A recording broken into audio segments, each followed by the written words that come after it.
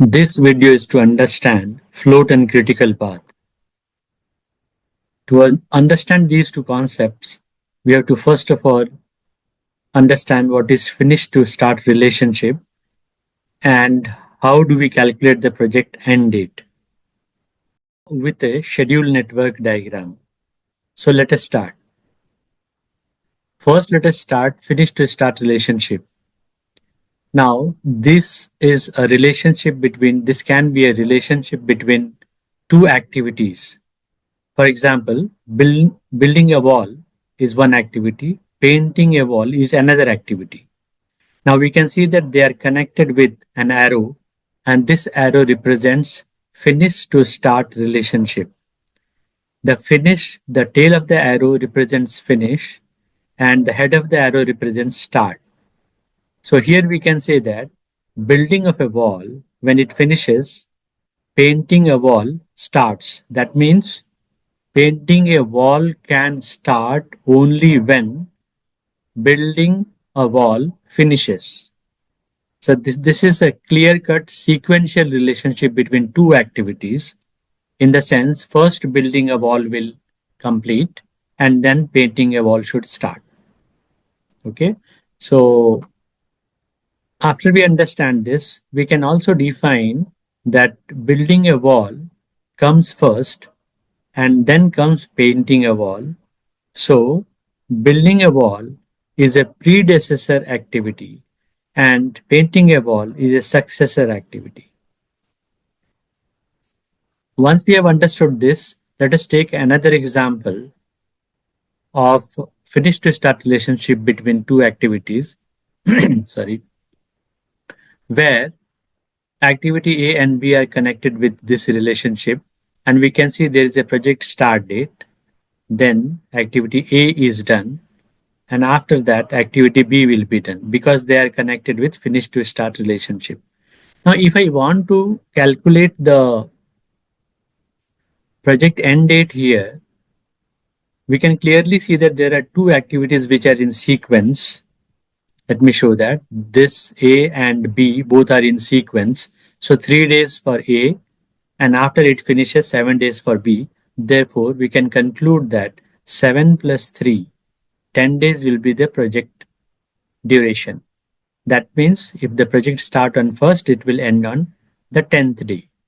So this is how we derive in a very simple schedule network diagram, we derive the project end date. We sum up the activities if they are connected by if the dependency is finished to start. We take another example where we have a single activity in a project. So what is the project end date? Because there is only one activity, it has a duration of 7 days. Therefore, the project ends after 7 days. So first is this project start date, 7th is the end date. This is very simple, straightforward. But what about this? Here also, in this simple network diagram, we have to calculate the project end date. So now this is a special case where we have a parallel activities A and B. Okay, let me show that to you. Activity A and activity B both start parallelly. So on the same day, you can think like that. Both are starting on the same day. But when will the project end? Will the project end after the activity A finishes, or it will end after activity B finishes? What is the scene here? How can I derive the project end date here? So let us assume that the project starts on the first day, activity A starts on the first day and ends on the third day because it is a 3-day activity. Now, how it is connected to the project end? Once activity A is finished, then only project end can come. Similarly, once activity B finishes, then only project end can come. So this implies that activity A and B both should be completed to reach the project end. So let us see when both will get completed. Activity A completes on the third day, and what they will do nothing. The resources can be used in some other path or project or activity. But when activity A finishes, why can't I say that third is the project end date? Because two activities started in parallel, both should complete for the project end date to meet. And this activity, when A has finished on the third day, this is still going on until this, until next 3 days it will go on. Okay, after A finishes, next 3 days still it will go on. So total after 9 days this will uh, get finished. So after ninth only I can say the project will end on ninth. Okay, project can't end on third because the other activity which is bigger than this in duration is still going on. When that finishes, both the activities finish, and hence I can say that ninth will be the project end date. This is fairly simple. If you don't understand and if you have not understood now, you can rewind and then see once again.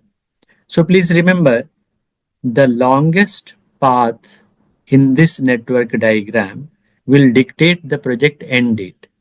What is the meaning of that? This is the shorter path. This is a 3-day path. And this is 9-day path. So whenever in a network diagram, we can have multiple activities also.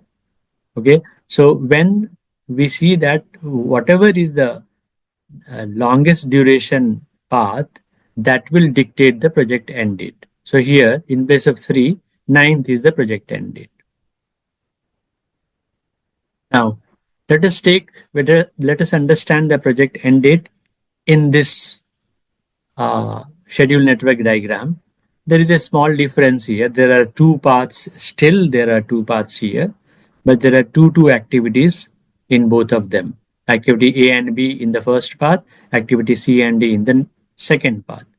Now, as I said, if I want to calculate the project end date, I have to simply find which one is the longer duration, which path. So here it is, here it is 6 plus 3, 9 days, and bottom one it is 2 plus 12, 14 days. So obviously the project will end on the 14th day. Okay, because these two activities are starting parallelly on the same day. So the project ends on the 14th day. We will not do completely, we will not try to see the whole logic, rewind the whole logic, but there is only one formula now. The path with the longest duration will dictate the project end date. Okay. So this is straightforward. Once we have derived the project end dates, now we have little bit of understanding of that, and now we can analyze what is a critical path. So let us understand what is a critical path. By definition, critical path is the longest duration in a network diagram. Okay, so as we saw earlier, and as we can see in this project also, network diagram also, that which one is the longest path? Clearly 9 days is the longest path, this one. Okay, which one is the longest path? This one is the longest path. Activity B is in the longest path. So we say this is the critical path. Which one is not the critical path? Activity A is not on the critical path. This path is not critical, whereas this path is critical. Okay.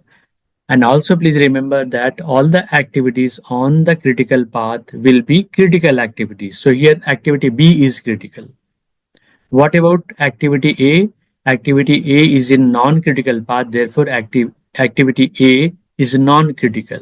If I have multiple activities on a non-critical path, all of them will be non-critical activities. If I have multiple activities in a critical path, all those activities will be critical activities. We will see the example. Now there is one more thing to analyze here, is that why is activity B a critical activity? Why can't we say that activity A is critical? Okay, there is a reason. The longest path derives the project end date, and we don't want to miss that end date. Therefore, the activity B is on the critical path. We know this is critical. Now, why it is critical? Because if I delay this activity by a day, for example, in place of 9, presently the end date of the project is 9th, but if it is delayed by a day, if the activity B is delayed by a day, so still out of these two paths, that this activity will become of 10 days, therefore the end date will be 10. So this activity is totally responsible presently for deciding the end date. This activity is such powerful that if I complete it on 8th, the project end date becomes 8th. And if I complete it on 10th, the project end date becomes 10th.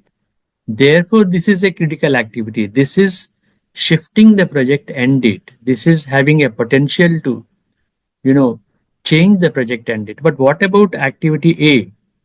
Suppose I suppose I complete this activity in place of 3 days, I complete on 4 days. And activity B is completing on 9 days. This one on 4 days. Still, I can't say that fourth is the project end date because the longest activity will derive the project end date. So longest activity is still 9 days. So even if I increase the duration of this act or delay this activity by 2-3 days by some duration, this is not going to change the project end date. Okay, but this is not true for activity B. If I delay this activity, the project end date is going to shift. Therefore, activity B is very critical to the project and activity A is not critical to the project. So the next point which comes is that we have to critical to the project. That means we have to put our good resources so that it doesn't get delayed. Okay, we have to put all good resources here and we have to monitor this activity, this path, whatever activities come on this path, monitor this activity on regular basis stringently so that we don't delay this activity. And activity A can be utilized in so many ways, okay, because we have some kind of flexibility in this path. I can delay activity A for 1 day, 2 day, 3 days, 4 days, like that. So there is a flexibility in this path, but there is no flexibility in this path. Okay, so these are the conclusions which we are drawing at present.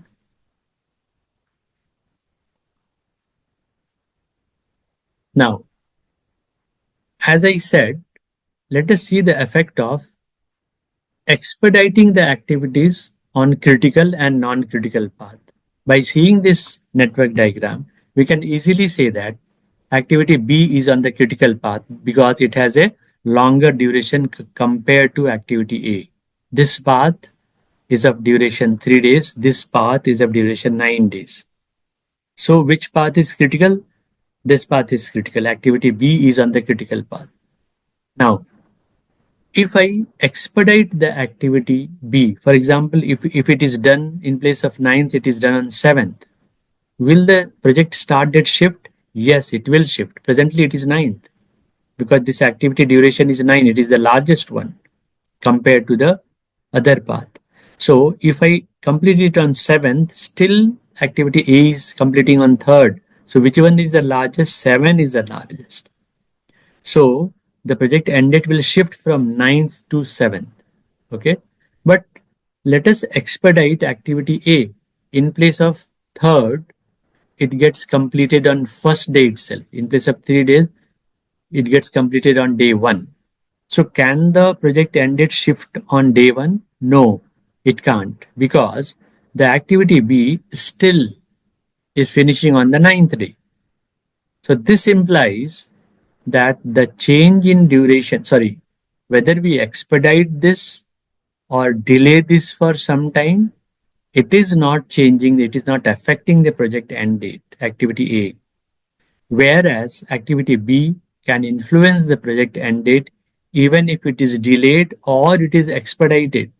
If it finishes early, the project end date is coming early.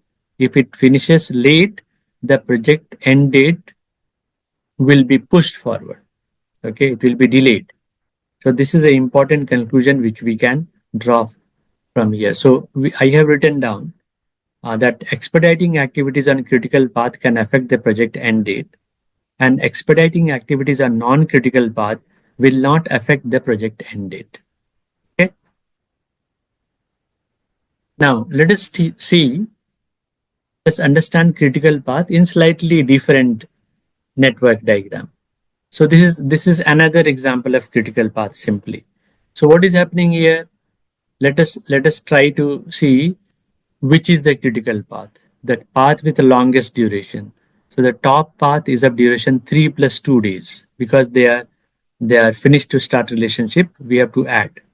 The bottom one has a duration of 14 days. So clearly activity C and D, the sum of them is 9 plus 5, 14. So this path is the longest path. So which is the critical path? Bottom one is the critical path. And what is the duration of critical path? 14 days. What is the project end date? On the 14th day. If it starts on first day, it will end on 14th day. What are the critical activities? Activity C and activity D are critical. Which one is non-critical path? The other path is non-critical with smaller duration. What are the activities on non-critical path? Activity A and B. Therefore, they are called non-critical activities. Okay. So, which activities have to be monitored properly? Which activities should not be delayed? Activity C and D. Okay. And activity A and B has flexibility. This path has flexibility. Okay. How much we will learn? We will learn when we learn float now. Now, let us see the possibility of multiple critical paths in a project. So first thing what we learn is that there can be multiple critical paths in a project. Please remember, this is the slide is for that. How you can see activity, two parallel paths, two paths. On the first path, activity A and B of duration total 9 days, 6 plus 3. And below path, activity C and D of duration 9 days. See now here, both the activities, both the paths have 9-day duration. This implies, and which one is the highest duration? 9 days is the highest. So both the activities, both the paths are critical paths. What does this imply? Imply every path which is critical is risky. So a critical path is always risky. There are two critical paths, so both are risky. The meaning is that we had, in place of monitoring two activities, as we saw in the previous slides, we have to monitor all the four activities here. Okay, so that the project is not delayed. If any of these activities get delayed, they will push the project end date from 9 days to something else, 10 days, 11 days, like that.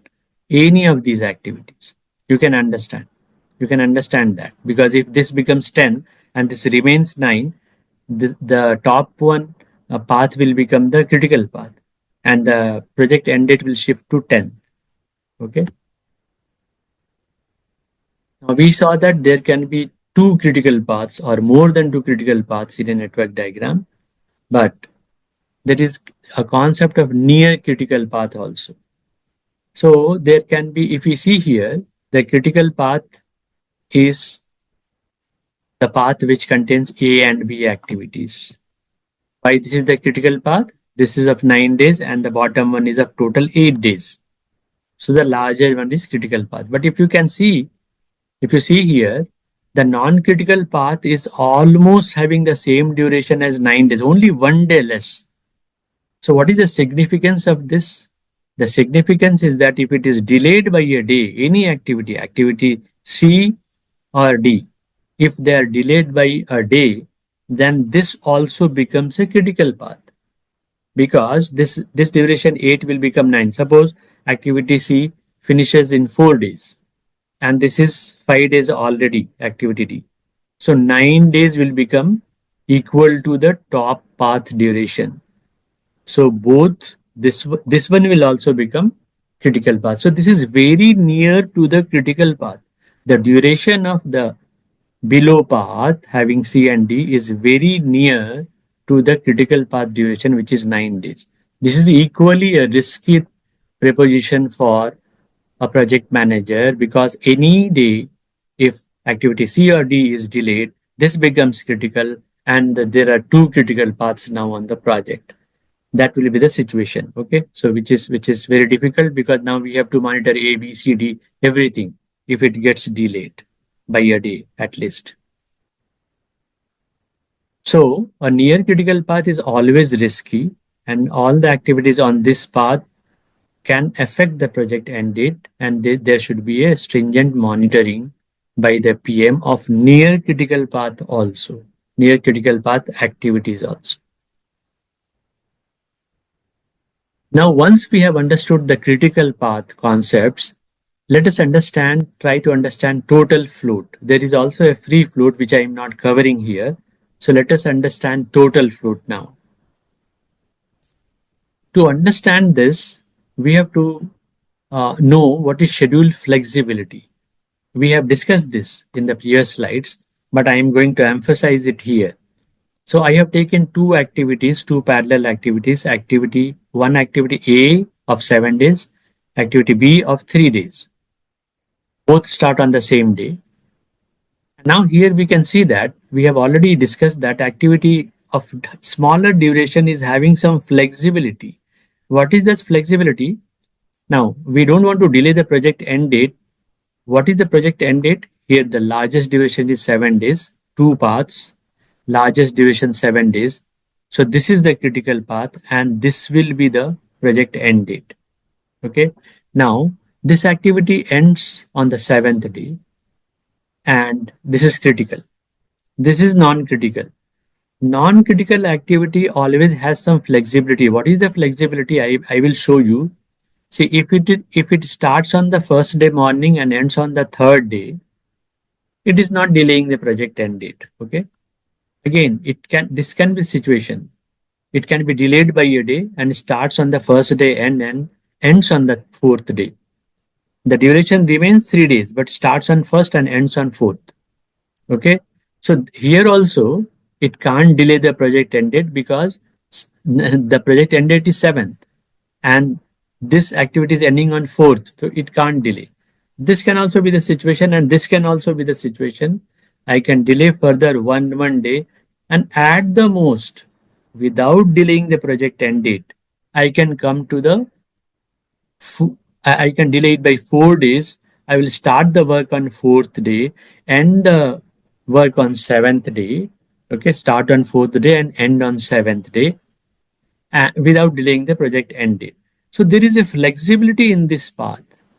I can delay activity B, I can delay activity B by so many days, by 4 days, without disturbing the project end date. Please remember in the critical path, if I delay this activity A by even a day, the project end date will shift from 7th to 8th or any other date. But in activity B, I am delaying by 4 days, still the project end date remains 7th. So this is very important concept and this flexibility of 4 days is called as total float. So what is total float? The amount of time a task can be delayed without affecting the project's completion date. So this task B can be delayed by 4 days without affecting the project end date. So there is a flexibility in this path. There is no flexibility related to activity B, but it is related to the path. So the non-critical path has always flexibility and the flexibility is that it can be delayed by 4 days. So how can we easily derive this 4 day? I will show you in the next slide. But here I can tell you that the longest path, like duration of the longest path, which is 7 days, minus the duration of the next path, which is 3 days. So 7 minus 3 is 4. Okay. Therefore, the flexibility or total float in this path, which path? Let me show you. The total float in the below path having activity B is 4 days. 7 minus 3 days. Okay. So this is the concept of total float. Please remember the critical path doesn't have any float, any flexibility because if I delay, simply the project end date will be pushed. But activity B has a float of or flexibility of 4 days because I delayed it by 4 days, 1 day, 2 day, 3 day, 4 day. Still the project end date is not pushed. So this is there is a total float in the below path. Now The calculation of total float is not always by analyzing everything. There is also a shortcut to calculate the total float in a network diagram.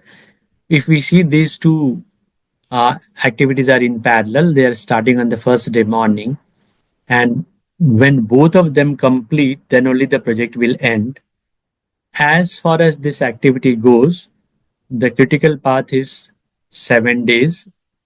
Critical path is the path where activity A is residing, and the length of that path is 7 days. Non-critical length is 3 days. Now, by duration itself, I can say what is the total float of the smaller path, the path having smaller duration. So it will be 7 days minus 3 days. Longest path duration minus the other path duration. So 7 days minus 3. If you have another path, then also we have to say 7 days minus these many days. Okay. So let us take a simple example. 7 days minus 3 days, which is 4 days. 4 days is the flexibility or total float of which path? The smaller path, which is 3-day path. And which activity can be delayed by 4 days? This activity on the non-critical path. So please remember, a critical path doesn't have flexibility. Flexibility or total float or any type of float resides only on the non-critical path. Okay. And how do we calculate that? Like this. Activity of the longest duration, critical path, that is 7 days minus other path, 3 days, that is 4 days. Let us calculate the total float in this path. Here also, the top one is the critical path. I have explained so many times why. And what is the duration of the bottom, the below path? It is 3 days for B and 1 day for C, that is given to us. So 4 days totally. Top one 7 days. So what will be the float? 7 days minus 4 days. Don't individually do it. Add and calculate the duration of the path itself. It is 4 days totally. 7 minus 4 is 3 days.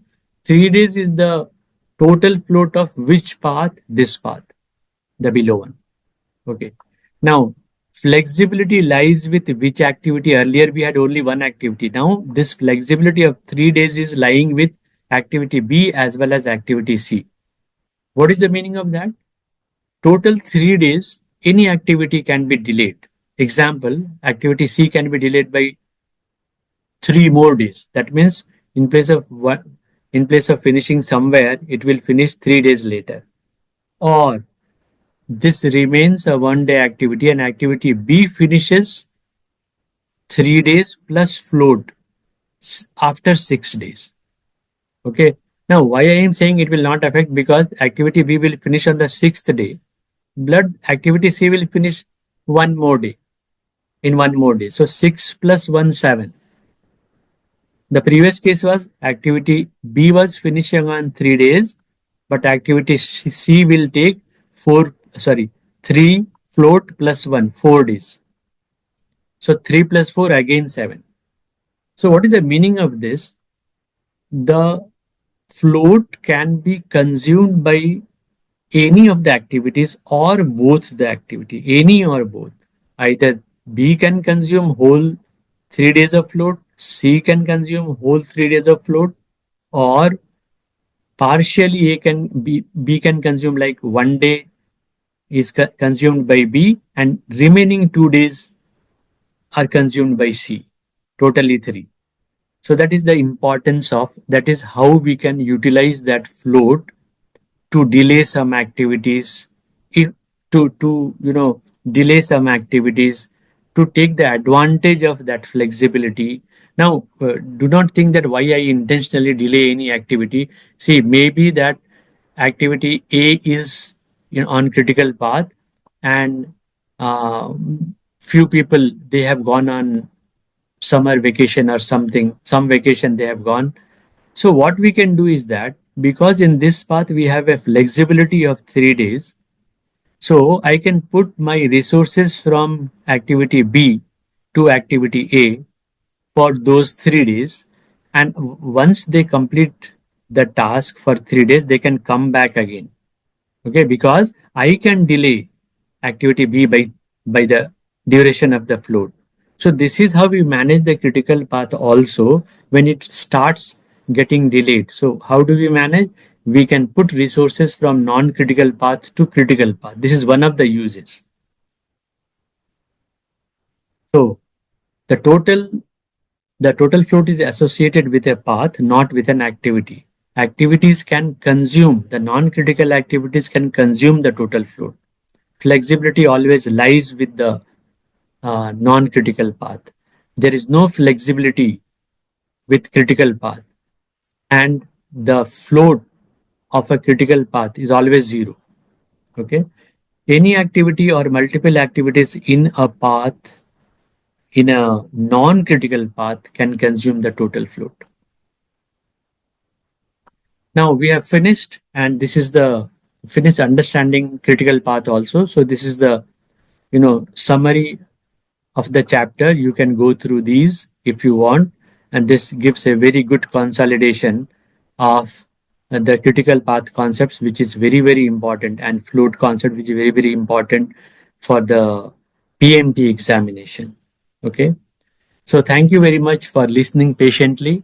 If you like this video, please like and subscribe so that I can provide you whenever a video related to any PMP project management professional exam topic is released by me, it reaches you. Okay. I have tried to simplify all the videos and I'm trying to present to you. Thank you very much.